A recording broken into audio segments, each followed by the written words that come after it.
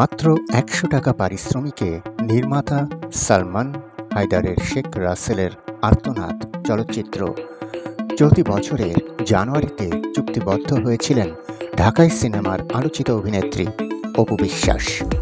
এই সিনেমায় শেখ হাসিনার চরিত্রে অভিনয় করার কথা ছিল তার, যে কারণে মাত্র ১০০ টাকা পারিশ্রমিকেই কাজটি করতে রাজি হন তিনি। সেই সময় সংবাদ মাধ্যমে অপু বলেছিলেন, সিনেমাটির গল্প শুনে এক বাক্যে রাজি হয়ে যায়। ঐতিহাসিক এই সিনেমার অংশ হতে পেরে ভালো লাগছে। আশা করছি কাজটি দারুণ হবে। শুটিংয়ের জন্য প্রস্তুতি নিচ্ছি।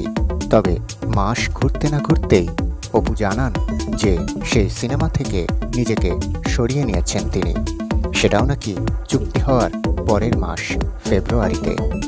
সম্প্রতি সংবাদ মাধ্যমকে অপু জানিয়েছেন, অনেক আগেই পরিচালক ও প্রযোজককে জানিয়ে দেন সিনেমাটি করছেন না তিনি, তবে বিষয়টি তখন গণমাধ্যমে প্রকাশ হয়নি। এ বিষয়ে এই নায়িকা বলেন, চুক্তির পর কিছুদিনের মাথায় দেখলাম ছবির প্রযোজক পরিচালকের কথা ও কাজের মিল নেই, তখনই ছবিটি থেকে সরে আসার সিদ্ধান্ত নেই, যদিও বিষয়টি গণমাধ্যমে আসেনি।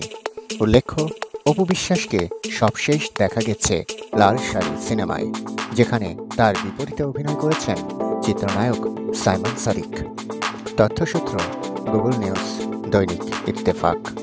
শুধু দর্শক মণ্ডলী, চ্যানেলটি সাবস্ক্রাইব করে সবাই পাশে থাকবেন, ভিডিওগুলো লাইক, কমেন্ট এবং শেয়ার দিবেন, একটু সাপোর্ট করবেন। ধন্যবাদ সবাইকে।